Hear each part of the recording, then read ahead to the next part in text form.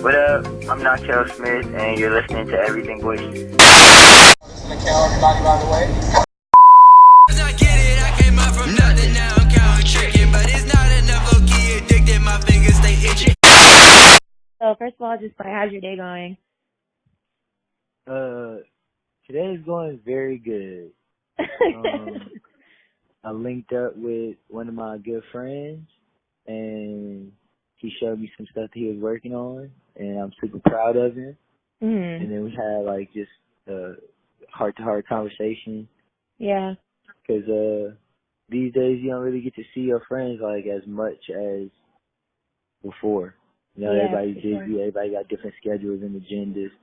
So it's always good to link with somebody that you love and care about that, you know, outside of anything else, just the fact that, you know, they're one of those people that were brought into your life by more than, I guess, like just chance. Yeah. You know what I mean? Like, yeah. so that was really awesome. I feel that. I was actually just like talking about that today, so that's really good. I definitely feel you. So just to like jump into the questions and things like that, like, you know, you're super respected like in so many levels. Like for you, what came first, like loving music or loving skate? I'm pretty sure that I love music first based on the fact that it was around me before skating. But I think I didn't realize it as much because it was kind of like being pushed to me a little bit. You know, like your parents are like, this is what we listen to. They're telling you all the stories about it, and you remember the stories, but you're like, Mom, I don't want to hear about this. Right. So when I got to skateboarding, was like my own secret thing that like nobody really understood. So I guess it's two different kind of like love that you find. It's like loving your parents and then like your first girlfriend. Got you. Like, of course you love your parents, but like it's just a different type of love, I feel like. No, I get that. Why do you think you kept like skating like away from people? Like why do you think you kept that like a secret for just yourself? I didn't keep it a secret for me. It was just kind of like people showed me that they didn't understand like what I was doing or what my goals were, and you know, it's not like a road traveled very often, so it makes it difficult for people to comprehend like how you feel like that's like worthy of chasing. Yeah. Okay, gotcha. Like who were some of the people that inspired you? I know you just said like, you know, there were like a lot of people that you just didn't feel like venting that out to, but who were some of the people like in your life that you kind of looked up to or just were like inspired by? My mother and father, they inspired me even though we always bumped heads. And my friends, Dylan Reeder, Dill, Tyler, Earl, or Tede,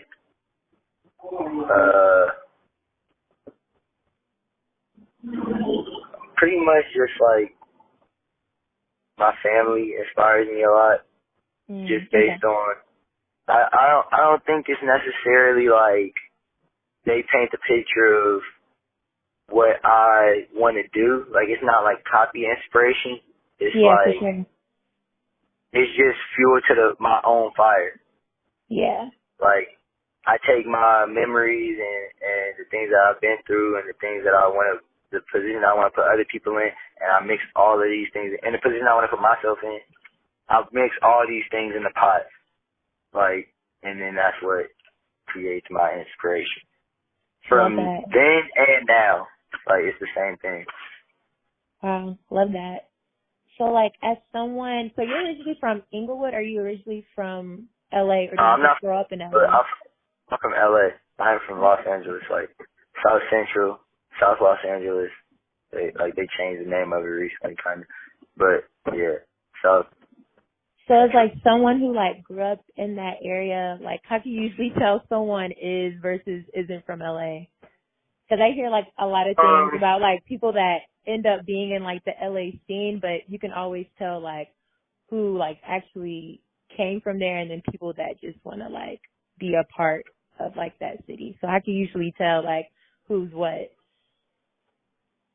It's strange because there's a lot of like actors here, like in a sense of like as like there's so many people that aren't involved in Hollywood but still have Hollywood traits. If that makes sense, like Yeah, that makes sense. But that's so weird. It gets very I don't know. You just one thing that I can say is probably like pronunciation of streets. Like I'm driving past Rodeo right now, but there was a street, now it's named Obama. But if you are on the other street, it's spelled the exact same way, is Rodeo. Gotcha. Okay. So if you're driving in a certain area and you're like, oh, I'm on Rodeo by this fucking what the fuck is like the freeway, like the little Rite Aid and shit like that. If you say that, I'ma know you're not from LA. Okay. Or if you say like, if you don't know how to pronounce La Cienega or like certain streets, Wilshire, a lot of people be like Wilshire. But that's like, I'm not by listening. So I got it, yeah. And it's like what you consider, like, I don't know. The areas, it's really like just based on like, geographic shit. Definitely. Like, okay. and pronunciation and shit. And probably style of dressing and attitude. And, yeah, I feel like y'all are hella chill. Like anybody I've ever met from Los Angeles, like actually from there, like hella chill, like not trying to like fit in, like very just like themselves, like not in the box. yeah. But, well, I don't know. It just depends. You meet a lot of good people because I met some people out here that's not like that. And and that be from. Damn. But, that's why I say it's like, that's why I say it's very funny to be from here. And for it to be a place that people are like if I go to New York, even the chill people move like totally different. Well, I mean, every place is the same in a sense. Like, it has its own energy. Yeah, that definitely makes sense. But, yeah, I guess I don't know. I don't ever really think too much about if a person is from LA or not, though. Like, I'll just ask. Yeah, instead of like doing all the guessing. I get you. I got you. So like growing up in like that area, like how did that friendship like between you and just like the rest of the members like of the former group, our teacher, like how did that form? Like how did you all meet? Just hanging out, I guess. I used to go to school in Hollywood, in middle school. So I would I went to school in Hollywood for elementary school too. Like, we're like a little like in the valley a little bit, but I had to catch the bus there. So I'd catch like 2 buses in a train. This shit funny as hell because I'll probably tell my kids this story one day. Well, so back in my day, we had to, like. No, I get you. So I was just out in the streets skating, like, and then we kind of all just met on Fairfax. Damn. And then we were there, and then it started to become like, oh, let's link up here and go there, or I don't know how like friendships kind of form. Y'all started just kicking it more. Yeah. People started inviting places. You start inviting people, other people places. You know. And then just grow from there. Yeah. Gotcha. So, like, just to reflect for a second, like, from growing up, like, with them and just, like, hanging out and, like, kind of just, like, building that friendship, like, as, like, a collective, in a sense, to performing at Camp Flog Gnaw, like, just last week, what did being on that stage mean for you, like, personally? Shit. It meant a lot. It was tight. That shit was tight as fuck. Have you given your really, chance a chance to reflect on that? Have you reflected on that at all yet? Yeah, when I was on stage, I kind of started feeling kind of crazy, and I was like, wow. But I guess I'm just appreciative that everybody, I guess, involved, because I don't really know. It wasn't it was just the regular way you get a show, book the show. Booking and all that, yeah. Yeah, so I was like, damn, that's tight. And more than anything, I'm just proud of myself because I made something that reached that far. Right, yeah. When it comes to because you gotta have music to perform. I know that I'm gonna turn the show up, so I'm just happy because in my eyes, I'm just trying to get as many eyes on the things that I want them to see. If it's me making music, if I direct a television show, if I start taking pictures and put out a photo book, I just want people to be able to see it, to know about it, to have an opinion on it. So with that being said, it's people will either fuck with it and be like, damn, this is another thing that Nakel tried to do that he felt the need to present, and we like it or we don't like it, and this is why. I don't know, it goes all a part of creating your realm in the world where your art lives. So, but I was hyped though. I was super fucking hyped. No, I seen the performance. It was dope. I got super hyped because I got to bring Earl out, and that shit meant so much to me because he's the whole reason why I fucking rap in the first place. Wow. So to be able to Did he give you any tips before or after, or tell you anything after?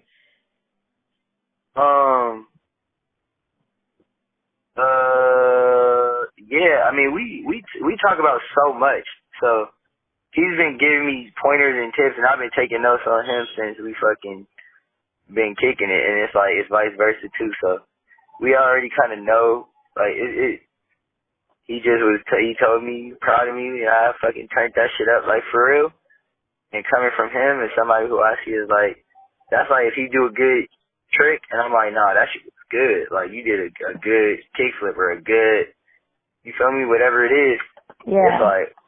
It's this is not somebody that's just this is somebody that nerds out over the art form and the whole idea of it, and will tell you it was cool, you did your shit, or they'll tell you no, it's over, you lit, let's go. So I don't know. I don't even really know. You were just so hyped. Yeah. I was hyping and I started enjoying myself a whole lot. So when you mentioned Earl as part of the reason why you started rapping, what do you mean by that? He is the reason why I started rapping. A huge part, because when we made a song called DNA that was on his album I Don't Like Shit, I Don't Go Outside. Yeah. We made a song, and that experience in itself was such a life-changing kind of thing, and it kind of developed my relationship with even a little bit less than artistry and a little bit more my connection with words. And how you could use words to heal yourself just by listening to certain things or being able to get certain things off your chest. Okay. That was where I was like, oh shit. And so then we did that, and then afterwards we went on tour, and I was his hype man. So I was doing backup vocals pretty much. And I came and we shared the stage, we turned up, we performed the song, so I got to perform the verse too. And that shit was fun. I got paid to do it, and it was tight. And then it was that was another life-changing experience going on a tour like that. You oh shit, this is tight. You get to see so much of the world and try so many different foods and experience so much different shit. and you just making new memories and it's keeping life exciting. So then that's where I kind of got the bug a little bit. But my whole idea was like, I'm me. I'm not gonna ride nobody else's coattails. I'm not gonna ride nobody else's wave. I'm gonna be myself. So I didn't want to make music at first because I know so many people that make music and have been making music for way longer than me. Yeah. So I was like, I don't want niggas, cause also I know my friends too, and they kind of weird, like, like, yeah. I don't want to be the niggas that niggas is like making small jokes at. You feel me? So it's like, even though I probably am, but I don't want to make it easy. Like, I don't want niggas to be like, I know, but either way, I don't even give a fuck, cause I'm just happy to be doing what I'm doing and expressing myself in the ways that I want to. Right. And that's really all the fuck you got to live for, is just to make sure that you can sleep at night and make sure that you happy. But I started, it took me like maybe even more after going on that tour to even really be like, fuck it, I'm doing it. Like, it's just like the thought was just in my head so many days. I'd be like, damn, I want to go on my own tour. Then you start planning it out. Like, that's the type of person I am. Like, I'll start planning it out as if it's really, like, about to happen. Yeah. I was like, damn, what's it going to be called? What's the stage going to look like? Oh, what's this going? Oh, what type of things can we do around it? Oh, that would be a cool thing. Or what type of people would I have opening up for me, or all this type of shit, or what people would I open up for? Anything. Like, I just started thinking about it and thinking about like, if it was possible, I guess, for me to actually be something that I should really, really try, or just something that I should just make some songs in my house, laugh at them, and then just continue to do what I was already previously doing. But yeah. Do you think, like, whether it's, like, been music or, like, skating or acting, do you feel like you ever been, like, hesitant about stepping into, like, any of those lanes? I've been hesitant about stepping into every lane that I've ever stepped in. Why is that? What do you think that?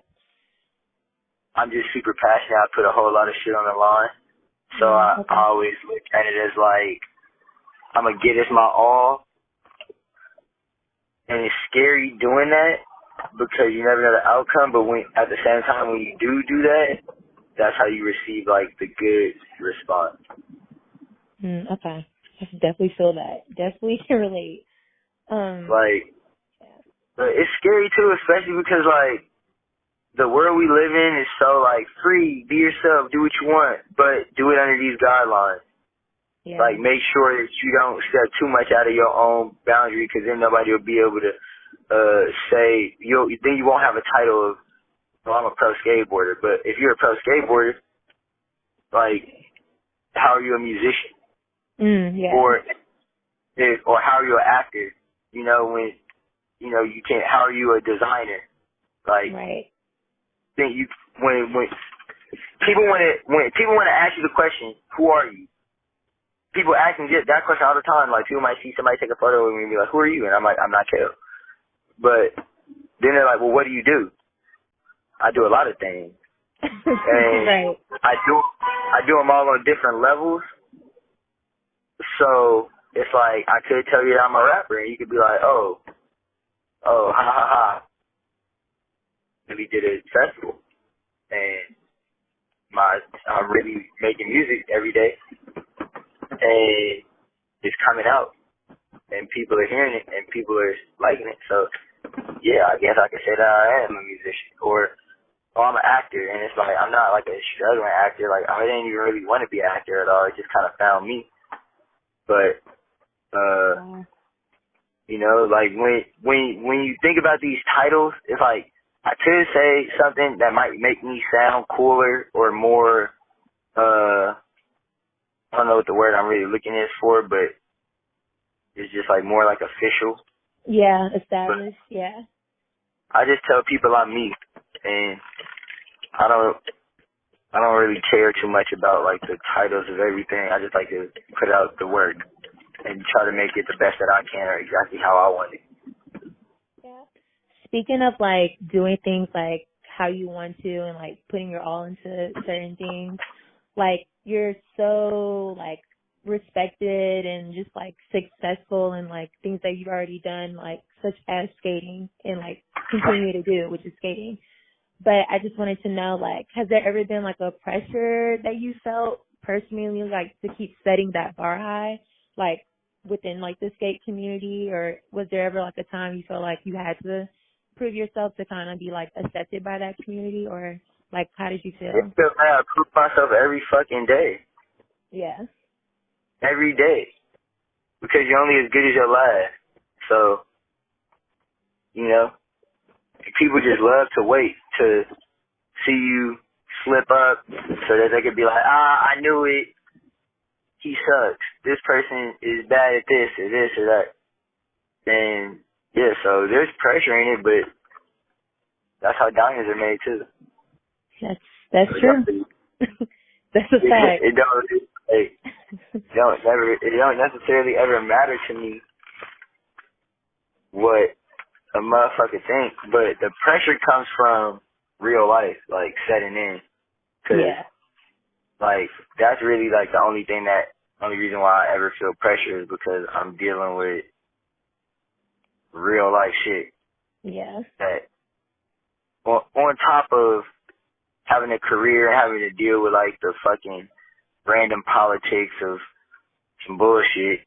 That people, you know, when people like die, it's like niggas is over here asking you about something and treating you a certain type of way because you're not doing this or that how they want you to, but it's like, yeah, but like my family is getting a lot smaller. So like, you know, I don't care about fake friendships. I don't care about any of that. Like, be honest with me. Be 100% true. Because I know that people don't give a fuck about me either. Like, they only care about their investment. And it's harsh to say it like that, but nobody even knows me enough to give a fuck about me in the sense of where they care about my mental health or the things I'm going through with my family or the things that I go through with the pressure I put on myself due to the workspace and the communication. You feel me? Yeah. Like, so, but the thing is, you can't lie to yourself. That's when you fuck yourself up, is when you start lying to yourself, like, these people are supposed to care about me and this and that, and I'm like, no. You gonna care about me, you gonna show me how you care about me in your actions. Yeah, that's a fact. That's definitely a fact. And then once you know that, then you go, yeah. But it's crazy because once you know that and you start maneuvering like that, niggas treat you like you antisocial or you weird. But it's like, no. I'm just not going to sit here and fake laugh with you and fake talk with you. Yeah. Talk to me when it's important. Talk to me when you got something to talk about to me. And I'll talk to you when I have something to talk about with you. Like, phone lines work, doors work, they get knocked on, emails, all that shit. You feel me? If you want to reach out with somebody, you can always reach out to them. So I reach out to certain people. If they reach out back, then the relationship grows. If people reach out to me and I don't want the relationship to grow, I don't reach out as much. Like, it's a two-way street. Nope. Oh, fuck. No, I feel that. No one is either good or bad. It's like we all just living and we all just doing this shit that we doing. That was well said. So just like, you know, from being on like these elite like skate teams and creating like Hardies hardware with like your friends and, you know, like being the breakout actor like in the mid-90s movie and just putting all these projects, you know, for your 3000 act team and like the 2000 act team, like how do you stay mentally like balanced with like just being so young and successful? Like what is that, how's that mental balance obtainable like for you? I'm not young and successful yet. This shit is like, the way that success works is you don't really get to understand it until way after. Like, the movie is amazing and I'm glad like that everybody gets to see me in this light, you know, but the work that goes into fueling the brand and system, which is me,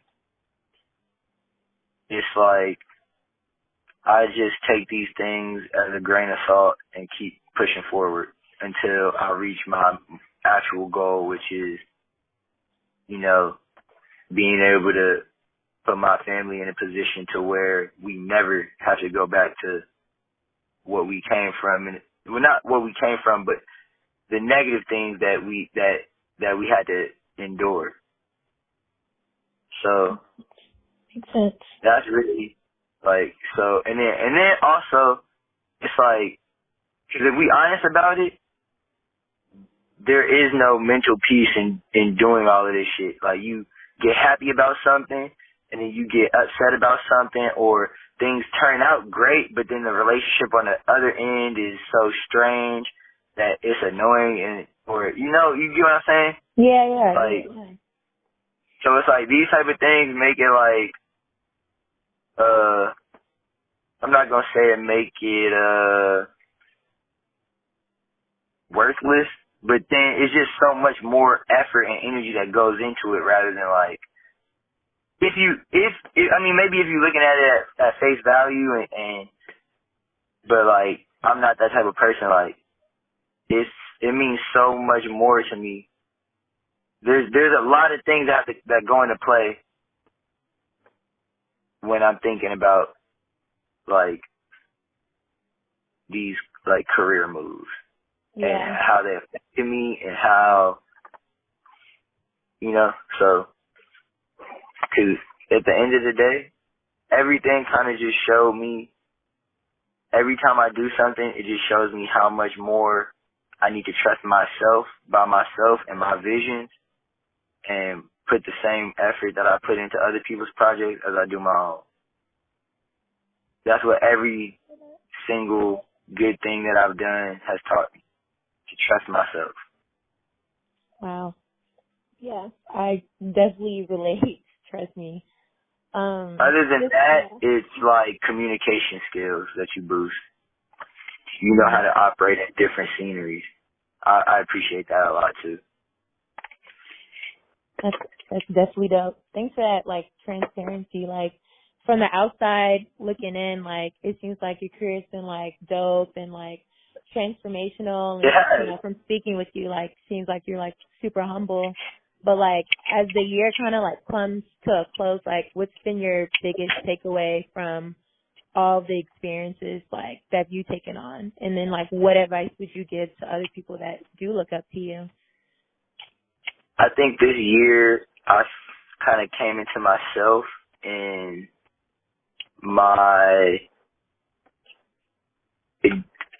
you have to be dedicated to yourself.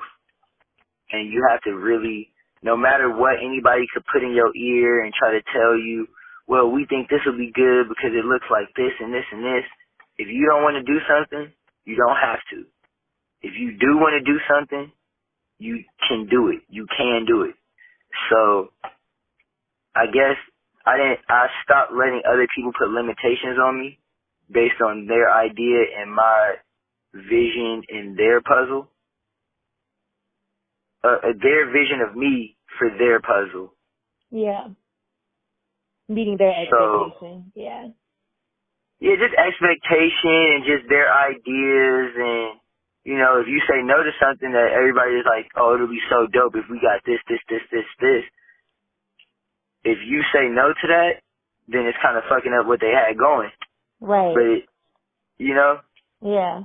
So now I'm in a position to where I'm like, hey, sometimes you got to ruffle some feathers, but I'm more important. I'm the most important, because without me being who I am, it's going to hurt me while I help other people. Yeah. And I never want to do that. And I'm not saying that people can't work together. Yeah, but you do have to be selfless, like, in that though. And you gotta really weigh out compromise. You gotta understand that it's a two-way street always. Yeah. Never let it feel one-sided, because that's when you start feeling defeated. Because it's like, well, fuck, I have to, even if you don't want to. And there's, sometimes it's worth it to put something on the table where it's like, all right, I'll do this for you, but I'll scratch your back, you scratch mine. Yeah, sometimes you gotta be selfish and selfless at the same time, but I definitely feel you. Yep. But what I would tell any person is to make sure that your vision is the clearest to you so that you can articulate it. I would say make sure that you try your best, even though it's very difficult, to enjoy what you're doing while you're doing, when you're doing it, not a day later. Enjoy right now. Enjoy the moment that you're living in right now, whether if it's the hard work to get to a good goal or the celebration of a good goal being accomplished. Make sure that you enjoy those moments. And don't be afraid to trust yourself in a sense of, I used to be I heard the word humble so much, and the picture was painted so much to me of like being humble and not, you know, over talking about yourself or, you know, doing what you're doing. Just do what you do. But it was kind of etched into my brain to the point where I stopped caring about my worth, and I didn't look at everything that I was doing, because I was like, oh, you know, like I'm just doing it, and I'm happy that it came out good. That's the only thing I care about. But it's like, no, make some noise. Even though at the same time as I say that, I'm sure other people will tell you that I am probably very stern, and, you know, I speak up. But now I'm just kind of like more and more, it's not just speaking up for the sake of this makes me feel uncomfortable. It's more like, okay, it's more well thought out. So that's why I say get your vision down to a T so that you know exactly what you want and what to ask for and what you won't go for, and get all of these things in order, because that's when it comes, if you're trying to do something that I'm doing, like in the sense of if you're trying to deal with corporations or fucking movie companies and fucking music shit, I don't know, if you're trying to do anything like that, then get your vision down. But if you're not, just enjoy your family and friends while you have them. Do it while you're doing what I'm doing too, but it's just harder because of scheduling. But make sure you take care of your people. Make sure you take care of your friends. Make sure you take care of yourself. Make sure you take care of your family. Make sure you take care of people around you, even if it's not directly you or directly your friend. Be kind to people, you know? If everything fucking washed away and the people that you know are here, if there was no money, if there was no status, you would still want to enjoy your life. So make sure that you are positive and kind to the people around you. And protect people. People will really sit here and watch you die in these streets, in this world. And that's like figuratively and literally. Yeah. Definitely. Yeah, so just make sure, you know, stand up for something. Because if you don't, you'll fall for anything. Ain't that what they said? Yeah, it's a fact. So just like with all that being said, like what can we expect to see come from you? Whether that could be anything, whether that's like music, skate, acting, or like another venture. Like what can we see from you? More growth. Okay. More growth. For sure. I'm mainly just focused on growing and getting a better grasp of those things myself. I'm sitting here asking myself the same question, like, what's next for next year? Even though I have certain things like planned out, but you know, you only could get deeper off into the plan, and then you start planning ahead. Cause I'm big at planning, but you still never know. So just more growth, definitely more learning. That's the only thing I'm in search of is knowledge and learning and communication and skills. you know, like different type of skills that you learn throughout life, whether it be patience, whether it be learning to control your anger, or being able to help a friend in need in the right ways that they need instead of like the ways that you think. Just different shit, you know? Trying to be you only got one life to live, and at the end of this motherfucker, I want to make sure that every person that has ever met me knows that even if I was wrong at a point, I grew from it, and all the knowledge that I gained, I passed down and helped pass down. Love that. Thank you for this. That was like the end of the interview, but thank you. Like this was great. I enjoyed this. Thank you very much for wanting to talk to me. Yeah, no problem. All right, thank you. Yeah, no problem. I'll talk to you later. All right, later. All right, bye. Bye. I don't get it. If you lazy, you ain't working, then I'm sorry, gotta ditch it. You can't see the bigger picture.